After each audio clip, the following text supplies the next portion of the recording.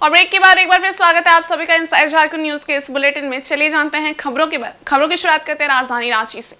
मुख्यमंत्री चंपई सोरेन ने गुरुवार को रांची के धुरवा स्थित शहीद मैदान में आयोजित कार्यक्रम में विभिन्न पदों पर नवनियुक्त 2454 अभ्यर्थियों के बीच नियुक्ति पत्र का वितरण किया। जिन उम्मीदवारों को नियुक्ति पत्र दिया गया उसमें पीजीटी शिक्षक और जूनियर इंजीनियर के सबसे ज्यादा उम्मीदवार हैं। नियुक्ति पत्र वितरण समारोह में मुख्यमंत्री चंपई सोरेन के द्वारा राज्य के 1250 उच्चतर माध्यमिक विद्यालयों के स्नातकोत्तर प्रशिक्षित शिक्षकों के अलावा 1500 कनीय अभियंता, 34 खान निरीक्षक, 15 पाइपलाइन निरीक्षक, 55 स्ट्रीट लाइट निरीक्षक को नियुक्ति पत्र प्रदान किया गया। इस मौके पर सीएम के अलावा श्रम मंत्री सत्यानंद भोक्ता, कृषि मंत्री बादल पत्रलेख भी मौजूद थे। मुख्यमंत्री चंपई सोरेन ने अपने संबोधन में मुख्य विपक्षी पार्टी भारतीय जनता पार्टी को जमकर लताड़ लगाई। उन्होंने हेमंत सोरेन को जेल भेजने के लिए साजिश रचने का आरोप केंद्र सरकार और भाजपा पर लगाया। कहा कि हेमंत सोरेन की ओर से जनता के लिए शुरू की गई कल्याणकारी योजनाओं की वजह से भाजपा परेशान थी। लॉकडाउन के समय में भी झारखंड सरकार ने बेहतर काम किया और गरीबों के लिए मुफ्त अनाज की व्यवस्था की। जब केंद्र की नरेंद्र मोदी सरकार ने प्रधानमंत्री आवास योजना का पैसा देने से मना कर दिया, ऐसे में हेमंत सोरेन की सरकार ने अपने खर्च पर झारखंड के लोगों को पक्का मकान देने का फैसला किया। इसके लिए अब आवास योजना की शुरुआत की गई। जा रहा है इस राज को आपका गांव कि परिवार भी आपसे प्रभावित होगा कि आज उनको आज नियुक्ति पत्र मिल गया और एक अच्छा दायित्व उसको दिया गया, शिक्षा का हो या कोई भी विभाग का। सरकार बनने के साथ मॉडल स्कूल बनाना और आज फिर 325 उसी तरह का स्कूल बनाने का तैयार हो रहा। क्यों जरूरी पड़ा? हम यहाँ का किसान का बेटा, यहाँ का मजदूर का बेटा, यहाँ का गरीब गुरबा का बेटा बेटी को हम अच्छा शिक्षा करेंगे। सीबीएसई उसका इंग्लिश मीडियम से हम शिक्षा देंगे, कभी उनका कमजोर नहीं महसूस हो।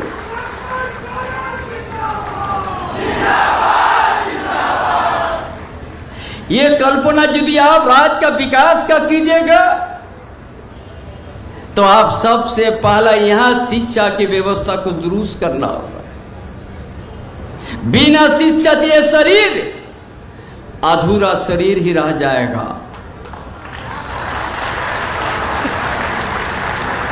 इसीलिए आज हम आप लोगों को बताने चाहेंगे, आज इतना नियुक्ति पत्र हम लोग दिया, फिर आप लोग 4-5 महीना के अंदर 30,000 हम लोग सरकारी नियुक्ति शिक्षा का देंगे।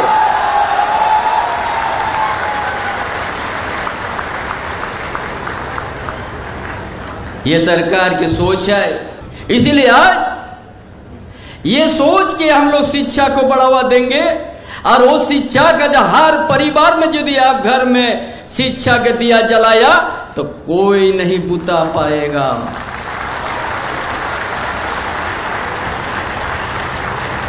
कोई नहीं बुता पाएगा। वो शिक्षा देने के लिए हम लोग जा रहे हैं।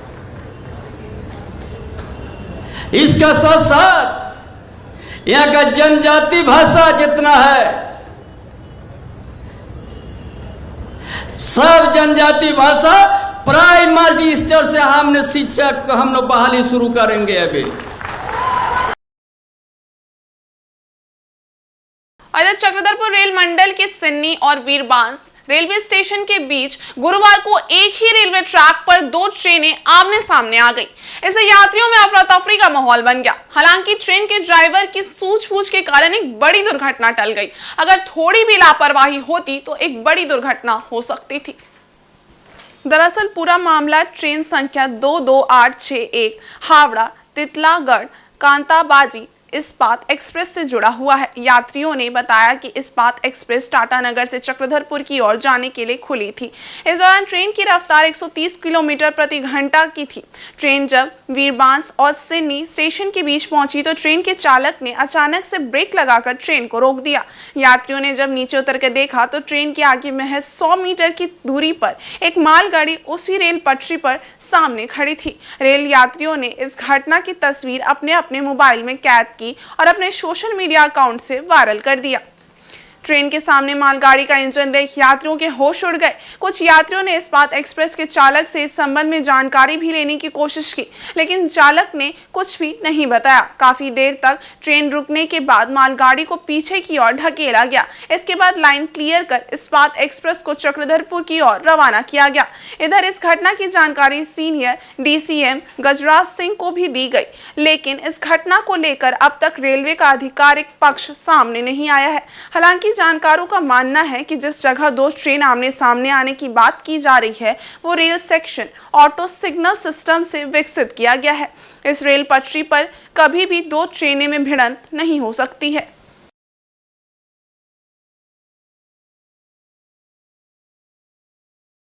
गमरिया से आगे सैनी से 5 किलोमीटर दूर में एक ट्रेन में दोनों ट्रेन आई।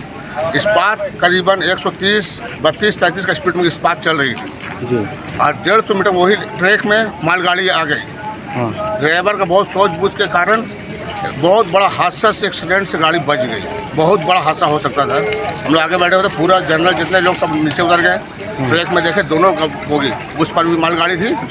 फिर मालगाड़ी को बहुत आमने सामने था। एकदम आमने सामने 150 मीटर का दूरी, 150 मीटर का दूरी में हौसलाम बच गया। सभी आदमी ने तो सभी आज जो है बहुत जोर से ब्रेक मार के रोका। जोर से बहुत इमरजेंसी ब्रेक पे तब गाड़ी रुक गई। तो आज फिर बालाजी रेल हादसा हो जाता है। बहुत बड़ा हादसा से बहुत बड़ा ड्राइवर का सूझबूझ है। अगर उधर से स्पेस होता ना, अगर इसमें बचता नहीं था सर, समझे आप? अच्छा। ये फास्ट में था, करीब 80-90 की स्पीड में था। नहीं 130 का 130 का स्पीड था। हम लिए गूगल में उसका स्क्रीन टच लिए हुए हैं। गूगल में स्क्रीन टच लिए हुए हैं। अगर फास्ट होता, माल ट्रेन अगर सर फास्ट में रहता तो बहुत हादसा हो सकता था। और जमशेदपुर के बिष्टुपुर थाना अंतर्गत बागी जमशेद के पास गुरुवार को चलती टाटा एस पिकअप वैन में अचानक आग लग गई। गाड़ी से धुआं निकलता देख चालक सड़क किनारे गाड़ी रोककर दूर चला गया। पिकअप वैन पर टेंट हाउस का बांस लोड था, जिसे चालक व अन्य मजदूर बिष्टुपुर से मानगो की ओर ले जा रहे थे। वाहन से आग निकलता देख वहां से गुजर रहे लोगों ने पहले तो अग्निशमन विभाग और पुलिस को इसकी सूचना दी। इसके बाद देर होने पर खुद ही आग बुझाने में लग गए। आसपास रहने वाले लोगों के घरों से बाल्टी में पानी लाया गया और काफी मशक्कत के बाद लोगों ने आग पर काबू पाया। प्रत्यक्षदर्शियों ने बताया कि इस घटना की सूचना दमकल को भी दी गई, परंतु एक भी दमकल की गाड़ी मौके पर नहीं पहुंची। वहीं थोड़ी देर बाद पुलिस वहां पहुंची, जिसे देख लोग आक्रोशित हो गए और पुलिस की कार्यशैली पर सवाल खड़ा किया। हालांकि कहा जाए तो लोगों की सूझबूझ के कारण एक बड़ी दुर्घटना टल गई। और इधर पश्चिमी सिंहभूम जिले के टोटो थाना क्षेत्र में एक हाथी ने एक युवक को पटक कर और कुचल कर मार डाला। घटना की सूचना पाकर मौके पर पहुंची पुलिस और पूरे मामले की जांच पड़ताल के बाद युवक के शव को पोस्टमार्टम के लिए चाईबासा सदर अस्पताल भेज दिया गया। मामला टोटो थाना क्षेत्र के दोकटा गांव का है। बताया जाता है कि इस गांव का निवासी 31 वर्षीय सूरा खंडाइत अपने एक मित्र के साथ गुरुवार को सुबह लगभग 6:30 बजे शौच के लिए खेत की ओर गया था। शौच के बाद घर वापस लौटने के क्रम में रास्ते में एक जंगली हाथी पीछे से आ गया। हाथी को देखकर सूरा का मित्र मौके से भाग गया, परंतु हाथी ने सूरा को पीछे से सूंड से पकड़ लिया और पटक कर कुचल दिया। इससे घटनास्थल पर ही उसकी मौत हो गई। टोटो थाना को घटना की सूचना मिलने के बाद पुलिस घटनास्थल पर पहुंची और शव को जब्त कर पोस्टमार्टम के लिए चाईबासा सदर अस्पताल भिजवाया। मृतक के साथी ने बताया कि 7 हाथियों का झुंड टोटो प्रखंड के जंगलों में घूम रहा है। इससे पूर्व हाथियों ने कई घरों को और धान का नुकसान पहुंचाया है। इधर पोस्टमार्टम के बाद शव को पुलिस के द्वारा परिजनों को सौंप दिया गया है। परिजनों को वन विभाग के द्वारा सरकार की तत्काल सहायता राशि भी प्रदान कर दी गई है। और झारखंड के मुख्यमंत्री चंपई सोरेन ने गुरुवार को बालीगुमा में बनने वाले मेधा डेयरी प्लांट का शिलान्यास किया। 5 एकड़ की भूमि में यह प्लांट बनकर तैयार होगा, जिसकी क्षमता 1 लाख लीटर होगी। इस अवसर पर कृषि मंत्री बादल पत्रलेख, विधायक मंगल कालिंदे और समीर मोहंती मौजूद रहे। वैसे आपको बता दें कि पूर्व की भाजपा सरकार में भी इस प्लांट का एक बार शिलान्यास किया गया था, लेकिन किसी कारणवश इसका निर्माण कार्य नहीं हो पाया था। अब वर्तमान सरकार दोबारा इसे बनवाने जा रही है। यहाँ किसानों के लिए एक ट्रेनिंग सेंटर भी होगा, जिसमें किसान ट्रेनिंग लेकर पारंगत होंगे। शिलान्यास करने के बाद पत्रकारों से बात करते हुए मुख्यमंत्री चंपई सोरेन ने कहा कि डेयरी प्लांट की ये योजना काफी पुरानी है, भाजपा सरकार इसे नहीं बना सकी थी। अब झामुमो सरकार में इसका निर्माण किया जाएगा। आवाज नहीं ये पिछले सरकार का आज तक जो भी विपक्ष का वो लोग ना जमीन दिखा है ना कुछ दिखा, शिलान्यास का नाम कर देता है कि उनका। झारखंड में आदिवासियों की जमीन को बचाने के लिए कानून बनाया गया है, लेकिन आदिवासी जमीन को कब्जाने का मामला आए दिन सामने आता रहता है। ताजा मामला जमशेदपुर के गोविंदपुर थाना अंतर्गत जोजो बेड़ा चैचिस यार्ड से जुड़ी जमीन का है, जहां टाटा स्टील के द्वारा 4 दीवारी कराई जा रही है। इसका जमीन मालिक विरोध कर रहे हैं। गुरुवार को इसके विरोध में जमीन मालिकों ने पारंपरिक हथियारों के साथ प्रदर्शन किया। जमीन के कथित मालिकों ने विरोध करते हुए 4 दीवारी को गिरा दिया और कंपनी के खिलाफ जमकर नारेबाजी की। सूचना पाकर पुलिस और कंपनी के लैंड डिपार्टमेंट के लोग घटनास्थल पर पहुंचे। पुलिस ने ग्रामीणों से बातचीत कर ग्रामीणों को शांत कराया, साथ ही दोनों पक्षों को थाना में आकर जमीन के कागजात दिखाने की बात कही। टाटा स्टील लैंड डिपार्टमेंट की ओर से जमीन के कागजात प्रस्तुत नहीं किए गए, जबकि जमीन की दावेदारी कर रहे सुरेंद्र भूमिज ने जमीन से जुड़े दस्तावेज थाना में पेश किया। कंपनी के अधिकारी 2 घंटे बाद कागज दिखाने की कहकर वहां से चलते बने। जमीन मालिक सुरेंद्र भूमिज और मणि भूमिज ने बताया कि ये मामला हाई कोर्ट में चल रहा है। इसके बावजूद बार बार कंपनी उस जमीन का जबरन कब्जा करना चाहती है। नाम हुआ आपका? मणि भूमिज। क्या कर रहा था कंपनी का द्वारा आज? ये दीवार जोड़ रहा था। किसका जमीन है? अनंत भूमिज का जमीन है। उसका पत्नी है यहाँ। तो आप लोगों से परमिशन लिया है क्या? नहीं, या नहीं। जमीन लीज में ली है? नहीं, लीज में नहीं लिया है। और वो अपने तोड़ रहा, वो लोग अपने जोड़ रहा, तो हम लोग को कल आके हम लोग उसको जानकारी दिया जो मत तोड़ दो, नहीं तो हम लोग आके तोड़ देगा। तो लोग बोला कि अभी का जोड़ाई नहीं है, पहले का जोड़ाई है, और पहले का नहीं, कल परसों काल का जोड़ाई भी है। तो अभी आप लोग क्या चाह रहे? इससे पहले भी कई बार जाम कर चुके हैं क्या? बहुत बार जाम कर चुका है। कोई फैसला हुआ है? नहीं, कुछ नहीं हुआ। क्या बोलता है कंपनी का? मीटिंग आप लोगों का नहीं है, बोल रहा मीटिंग कर रहा है, और बोल रहा आप लोगों का नहीं है। ये सब कुछ कागज उगज दिखा रहा, वो लोग बोल रहे कागज नहीं है, लीज में लिया है। वो बोल रहा है मरा हुआ आदमी से लीज लिया है। ये बात है। क्या चाहते हैं आप लोग? हम लोग चाह रहे हैं हम लोग का जमीन छोड़ दे। सर ये जमीन जो है ना हम लोग का पूर्वज का है, और इसमें चुपके से घेराव बंद किया जा रहा है, रात में अंधेरे में कर रहा है। इसलिए हम लोग को पता चला तो हम लोग अपना आकर के अपना इसका बाउंड्री तोड़ रहे हैं। किनके द्वारा घेराबंदी किया जा रहा है? लेबर लोग से पूछे हम लोग, कोई यहाँ नहीं था। लेबर लोग बोल रहा है कि लैंड डिपार्ट का आदमी हम लोग को बोला है। मैंने कौन कंपनी का है? किसको कंपनी का? उन्हीं का द्वारा। जी। ये जमीन आखिर किसका है? ये जमीन हमारा है। क्या नंबर है? आनंद भूमि, मुंशी भूमि, सनातन भूमि। खाता नंबर, प्लॉट नंबर? खाता नंबर 3, खाता number 6। Plot number? Plot number दे तो नंबर दे। अभी आप लोग क्या रहे हैं? हम लोग चाह रहे हैं कि जब तक फैसला नहीं होगा तो कोई यहाँ काम नहीं होगा। वहीं स्वास्थ्य विभाग, महिला एवं बाल विकास विभाग और ट्रांसफॉर्म रूरल इंडिया के संयुक्त तत्वाधान में रांची के एक निजी होटल में गुरुवार को अंतर्राष्ट्रीय महिला दिवस के पूर्व एक समारोह का आयोजन किया गया। इसमें समाज कल्याण के निदेशक शशि प्रकाश झा ने महिलाओं के लिए सहयोग विषय पर अपने विचार रखे। कार्यक्रम में पैनल डिस्कशन भी किया गया। इसमें TRI संस्था की लीड जेंडर सीमा भास्कर ने स्वास्थ्य, लिंग व सामाजिक प्रतिनिधित्व पर अपनी बातों को रखा। बेशक जागरूकता आती है, क्योंकि हर आदमी अपने अपने पर्सनल लेवल पे जो महिलाओं के संबंधित समस्याएं हैं उनसे जूझता रहता है, और बहुत बार आदमी को वे आउट नहीं पता चलता है कि हम कैसे इसको रिएक्ट करें, कैसे इन चुनौतियों का सामना करें। तो वैसी स्थिति में इस तरह के प्रोग्राम बहुत इम्पॉर्टेंट होते हैं, जो एक वे आउट बताते हैं लोगों को, महिलाओं को खास करके, और पुरुषों को भी, समाज को मेरे ख्याल से, जो पता चलता है कि जो महिलाओं के जीवन में चुनौतियाँ हैं वो कितने अर्थों में, सही अर्थों में चुनौतियां हैं, या कि हमारी कोई समझ की भूल है जिसके कारण उनको हम चुनौतियों का रूप दे रहे हैं। तो इस तरह के प्रोग्राम्स समझने में मदद करते हैं। आज का दिन विशेषकर हम लोग कल का जो 8 तारीख है इंटरनेशनल वुमेंस डे, इसको सेलिब्रेट करने के लिए मना रहे हैं, जिसमें कि सेलिब्रेटिंग वुमेंस हेल्थ यही हमारा थीम है। और आज के इस प्रोग्राम में विशेषकर TRI की हमारी team, transforming rural India, NHM की हमारी टीम और हमारे रॉक्स की टीम, ये तीनों के टीमों के सहयोग से आज का ये दिन हम लोग मना रहे हैं, जिसमें कि महिला सशक्तिकरण को सेलिब्रेट किया जा रहा है और बहुत अच्छा काम करने वाली CHOs को भी इसमें सम्मानित किया जा रहा है। वहीं दूसरी ओर रांची महानगर कांग्रेस कमेटी ने चुनावी बॉन्ड योजना में स्टेट बैंक ऑफ इंडिया एवं भाजपा के बीच मिली भगत का आरोप लगाते हुए SBI की विभिन्न शाखाओं में प्रदर्शन किया। कांग्रेस ने आरोप लगाया कि केंद्र सरकार और SBI के बीच सांठ-गांठ है, इसलिए चुनावी बॉन्ड योजना का विवरण साझा करने के लिए 30 जून की अवधि विस्तार की मांग की गई है। बॉन्ड की जानकारी देना होगा, होश में आओ, और काले धन की जानकारी देना होगा। 1000 करोड़ के इलेक्ट्रोल बॉन्ड इशू किए गए थे। सुप्रीम कोर्ट का आदेश था कि इस 6 तारीख तक सारे जो चंदा देने वाले जो लोग हैं उनकी सूची को सार्वजनिक किया जाए। कल के ही दिन पर सारी सूची SBI को चुनाव इलेक्शन कमीशन को देना था और 13 तारीख को इलेक्शन कमीशन को ये सार्वजनिक करना था और जनता के पटल पर इसको डालना था।